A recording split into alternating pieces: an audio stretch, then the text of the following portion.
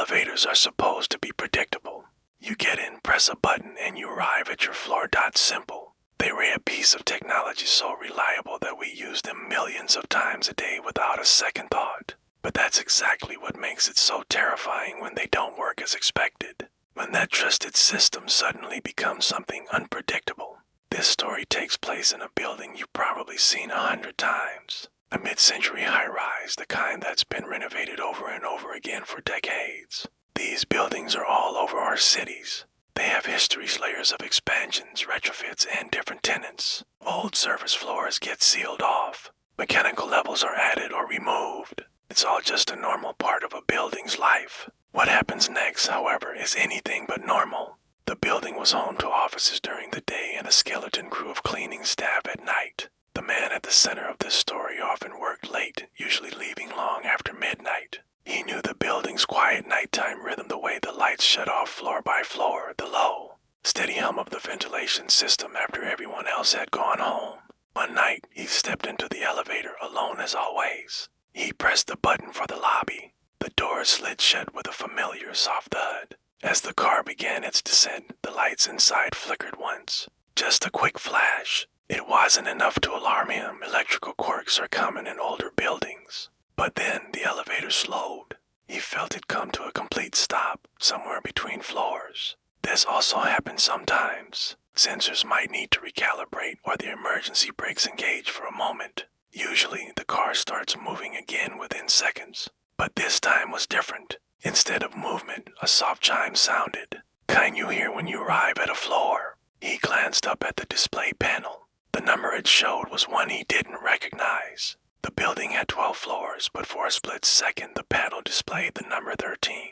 He frowned. He'd worked in this building for years. He knew for a fact it didn't have a 13th floor like many buildings. It skipped right from 12 to 14. Then the doors opened. What he saw wasn't any floor he knew. The hallway outside was lit, but dimly, with an older, warmer light than the harsh fluorescent fixtures on the other floors. The carpet was a dark, intricate pattern worn down in a way that suggested long, heavy use. The walls were painted a strange, hard-to-place color, something between beige and green, the kind of shade you see in very old institutions. There were doors lining the hall office doors, but they were completely blank. No signs, no room numbers, not even an exit sign. He stayed put right in the middle of the elevator car. The doors remained open far longer than they were supposed to. There was no chime signaling they were about to close. He reached out and pressed the close door button. Nothing. He tried pressing the lobby button again. Panel was dead. It didn't respond at all. Fear hadn't quite set in yet. It was mostly just deep confusion. He thought about stepping out for just a second, maybe to look for a stairwell. It seemed like the logical thing to do. But something stopped him, a sound. From somewhere down that strange hallway, he heard the low murmur of conversation. It wasn't loud enough to make out any words, but it was unmistakably the sound of human voices. Several of them, and they sounded calm, unhurried, just like a normal chat. But there was nothing normal about it. He had never ever heard activity on any floor at this time of night. The building was supposed to be empty, so he waited. For what felt like an entire minute, the elevator doors finally slid shut on their own. The car gave a slight shudder and resumed its descent. Panel flickered again and returned to normal. A few seconds later, the doors opened and he was standing in the familiar, brightly lit lobby. When security was asked to review the camera footage, they saw nothing unusual. The elevator had stopped briefly, yes, but the system logs showed no record of a stop on a 13th floor. Maintenance checked it out and officially attributed the incident to a sensor glitch combined with a momentary display error. A perfectly plausible explanation. But the man wasn't the only one. Over time, other quiet stories began to surface. A janitor claimed the elevator once stopped on a floor labeled B, even though the building only had one basement level, the parking garage. A night security guard swore he heard voices through the elevator doors one night, when the car paused between floors just for a moment. Of course, none of these accounts are officially verified. They exist as whispers, urban legends shared between co-workers, and started with a nervous laugh or a disclaimer like, "You're gonna think I'm crazy," but yet patterns start to emerge. The elevator never seems to stop on these extra floors during the day. It only happens late at night when when the building is nearly deserted. The doors always open onto these strange, unfamiliar hallways.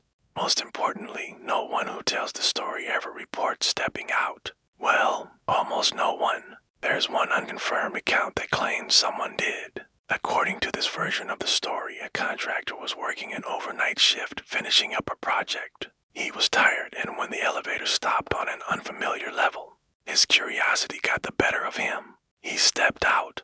The hallway looked dated but functional. He only walked a few steps down the corridor before a wave of disorientation hit him. It felt, he said, as if the dimensions of the hallway were wrong. Like depth and distance weren't behaving as they should. He got a bad feeling and immediately turned back, hurrying into the elevator. When he finally reached the lobby, he checked the time. Nearly 20 minutes had passed. He could have sworn he was only gone for 2 again.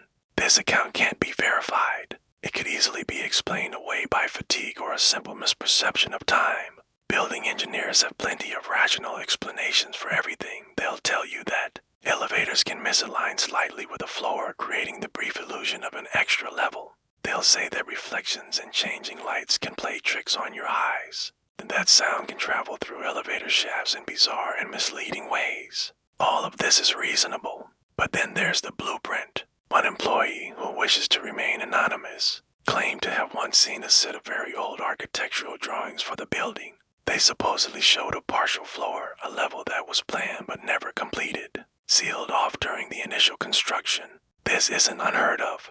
Many large buildings have unused, forgotten spaces hidden behind walls, remnants of old plans. But no official documents confirming such a floor in this building have ever been produced. Today, the building continues to operate just as it always has. No official incidents have been reported. Tenants come and go, day after day. But among the night workers, the ones who know the building's true, quiet self, there's an unspoken rule, a piece of shared wisdom. If the elevator stops somewhere unfamiliar, if the number on the panel doesn't match, the doors open and you don't recognize what is waiting for you on the other side. You stay inside. You don't move. You don't get out. Because the floor that isn't supposed to be there may not be dangerous. It may not be malicious. It may simply belong to a version of the building that was never meant to be used. And once you step out into it, no one can say for sure how long it will take for the elevator to come back for you, or if it will come back at all. Thanks for watching. If you enjoyed this story,